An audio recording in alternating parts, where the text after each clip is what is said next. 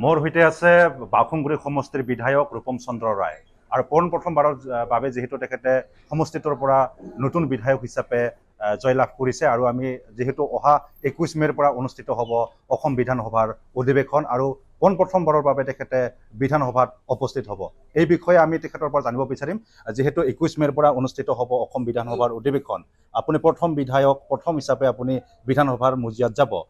এই আকাংক্ষিত সময়খিনিক আপোনাৰ অনুভৱখিনি আমি জানিব বিচাৰিছোঁ, কি ক'ব?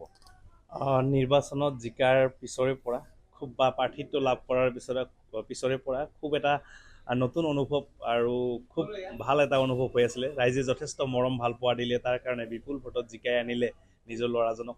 এতিয়া বিধানসভালৈ প্ৰথম খোজ দিবলৈ গৈ আছোঁ। প্ৰথম অধিৱেশন আপোনালোকে গম পায় 21 তাৰিখৰ পৰা আৰম্ভ হ'ব। খুব এটা আশাত আছোঁ, খুব এটা ভাল অনুভৱত আছোঁ। যেনেকৈ কামাখ্যা মাৰ দৰ্শন কৰিবলৈ গ'লে এটা অনুভৱ হৈ থাকে, তেনেকুৱা এটা অনুভৱ। নামঘৰত সোমালে আমাৰ যেনেকুৱা এটা অনুভৱ হয়, তেনেকুৱা এটা অনুভৱ হৈ আছে।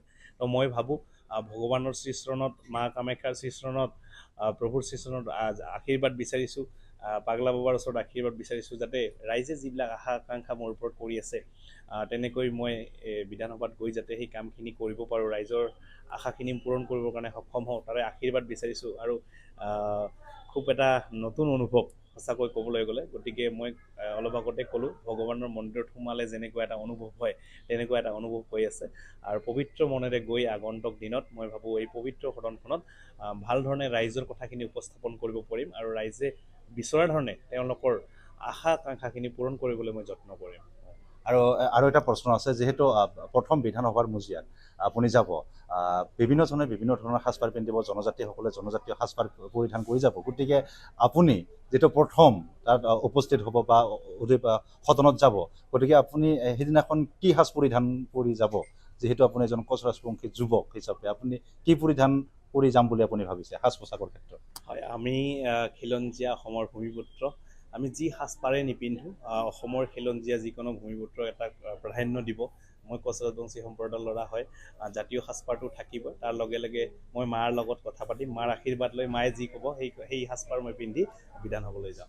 ধন্যবাদ এইখিনি সময় দিয়াৰ কাৰণে। এয়া আছিল বিধায়ক ৰূপম চন্দ্ৰ ৰায়। আৰু অহা 21 মে'ৰ পৰা যিহেতু অসম বিধানসভাৰ অধিৱেশন অনুষ্ঠিত হ'ব আৰু প্ৰথমবাৰৰ বাবে তেখেতে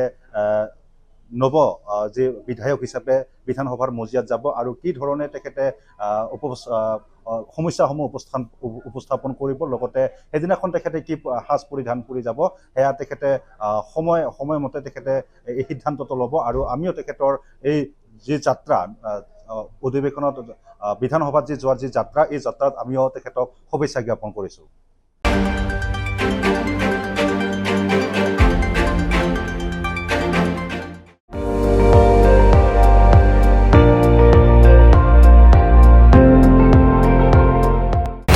আপুনি চাই আছে ND24, সৰ্বশ্ৰেষ্ঠ নহয়, সৰ্বোত্তমৰ দৌৰত।